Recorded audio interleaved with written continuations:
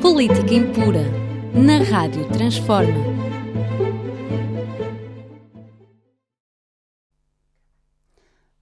Sejam bem-vindos a mais um Política Impura na Rádio Transforma e na Revista em Comunidade. Peço-lhes para partilharem o programa, para subscreverem o canal, porque é muito importante, é fácil e é gratuito. Falarei hoje das mentiras de uma revista que está a crescer na sociedade portuguesa. Essa revista chama-se André Ventura e, infelizmente, nos debates a que temos assistido nas televisões, nem sempre os líderes políticos que se lhe opõem, quer Rui Rio, quer António Costa até, não foram suficientemente incisivos para desmascarar as mentiras dessa revista. Mas ele é suficientemente perigoso para a nossa sociedade para que as suas mentiras fiquem por desmascarar. E vamos então às mentiras da revista Ventura. A primeira delas é a questão da prisão perpétua. O Ventura fala na importância da prisão perpétua para o combate ao crime e ao crime violento. Ora, a prisão perpétua, aquilo que faz é exatamente o contrário do que Ventura diz que ela pode fazer. Em primeiro lugar, um indivíduo condenado à prisão perpétua, se tiver a intenção de matar uma e depois lhe aparecerem 10 pela frente a mais que tentam impedir que ele mate essa pessoa, ele, em vez de matar uma, mata as 10, porque para ele é indiferente matar uma ou matar 10. A prisão é sempre perpétua se matar uma pessoa ou se matar 10 pessoas. Por outro lado, é um perigo enorme para a população prisional, nomeadamente para os outros prisioneiros e, sobretudo, para os guardas prisionais. Qualquer zanga com os guardas prisionais poderia levar ao assassinato de um guarda prisional ou de um outro colega, por um indivíduo com poder físico e violento. É exatamente aquilo que Ventura diz que a prisão perpétua vai evitar que ela leva a cabo. Para além de ser uma questão de uma aquisição civilizacional antiga, para além de ser longamente debatida entre os juristas e para além da demonstração prática, nomeadamente nos Estados Unidos da América e noutros países que têm a prisão perpétua, no caso dos Estados Unidos da América até a pena de morte, quer a pena de morte, quer a prisão perpétua, não diminuíram em nada a criminalidade. Bem pelo contrário, a criminalidade é muito maior nos Estados Unidos do que, por exemplo, em países como em Portugal. Depois, outro grande tema do Ventura é a corrupção. E não tem sido suficientemente dito que a corrupção no Ventura é uma farsa.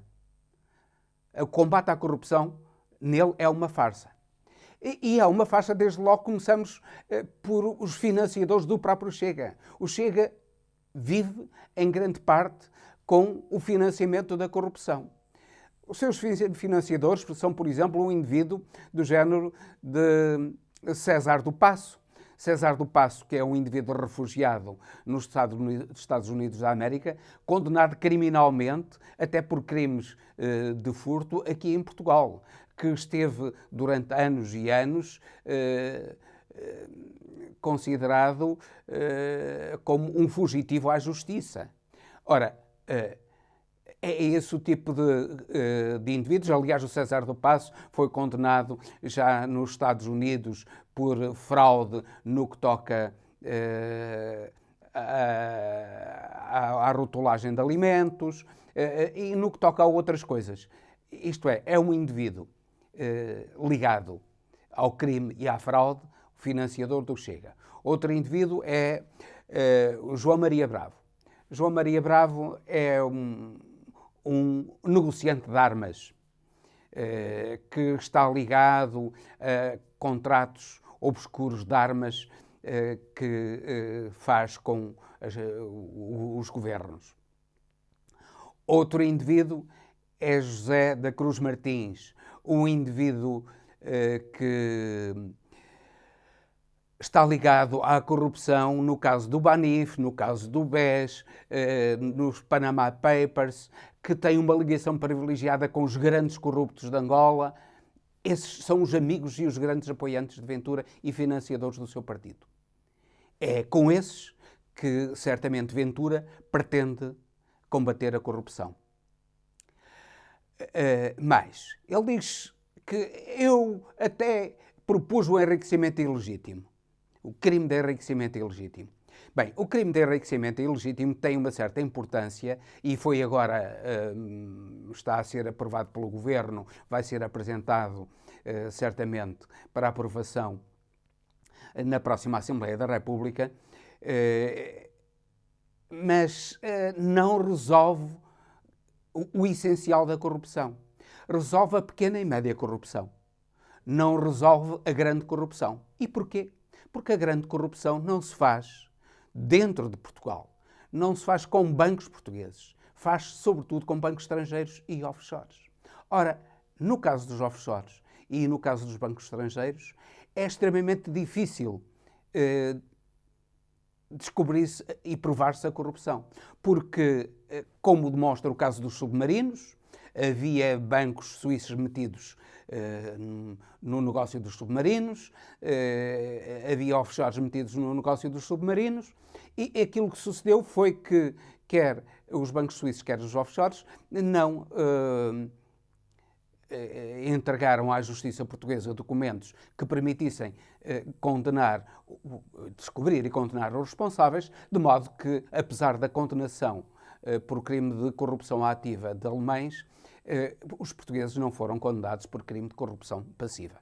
Portanto, para percebermos que aquilo que Ventura pretende é ficar bem na fotografia com o enriquecimento ilícito e não combater a maior parte da corrupção.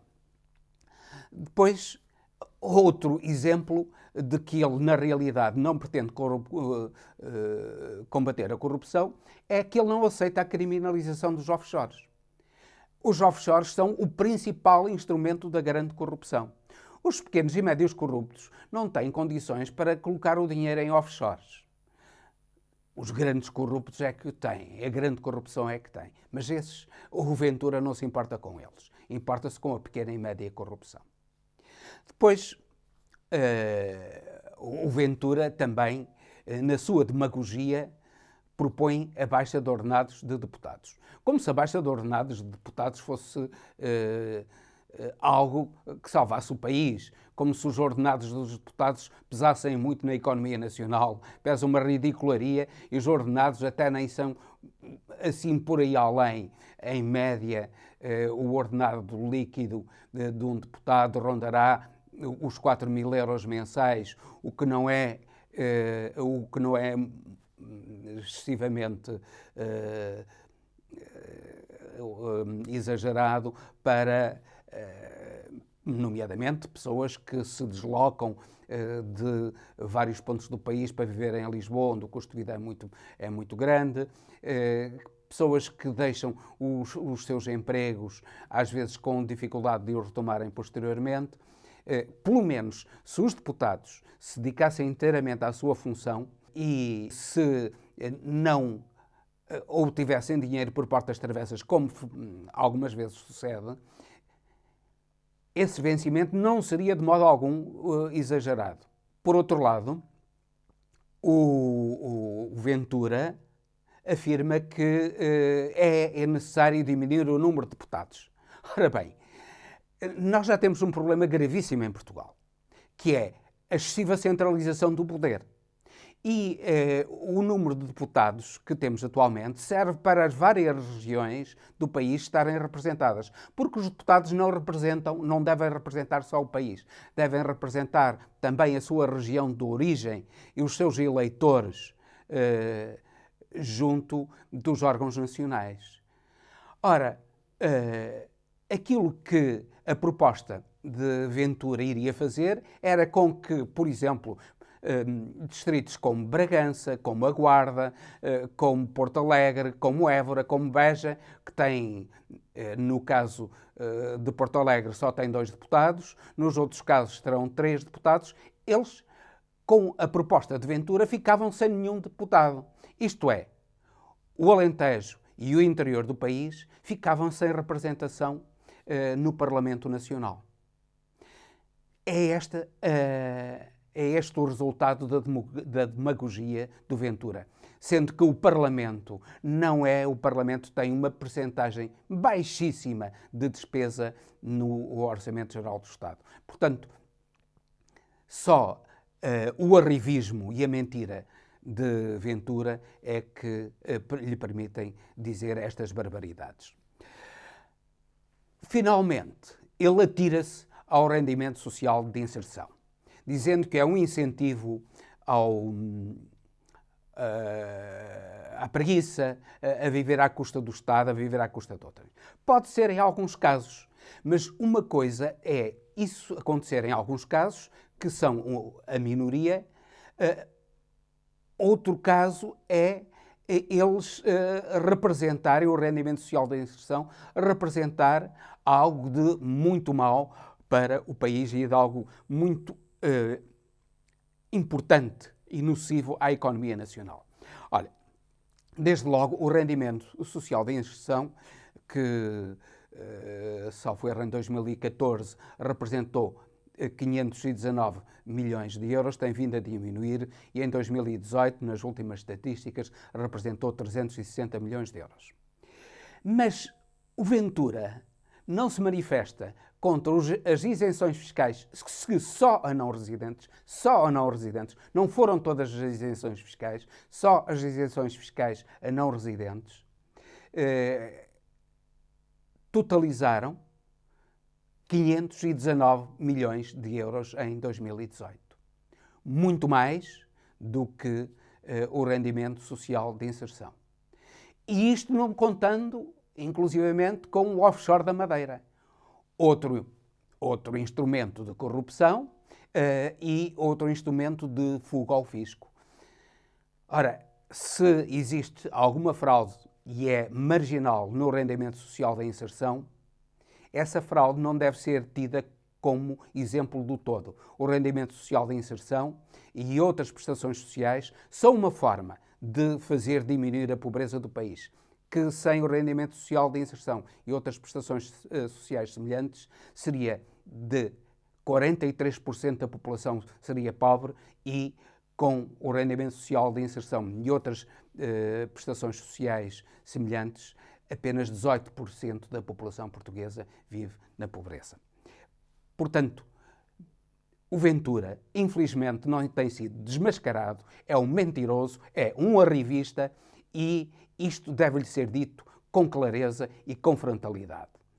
É pena que os democratas deste país, o PSD, até o CDS, o PS e outras forças políticas não sejam suficientemente duras para com Ventura, porque ele é duro para com eles, ele não se coíbe de, num caso que não tem nada a ver com, por exemplo, António Costa ou Rui Rio, um caso que lhes é lateral, ele tenta sempre manchar António Costa ou até Rui Rio com esses casos, ou até outros políticos com esses casos que são laterais aos próprios políticos, são marginais nos partidos e que, através da mentira e da falsificação, Ventura pretende generalizar.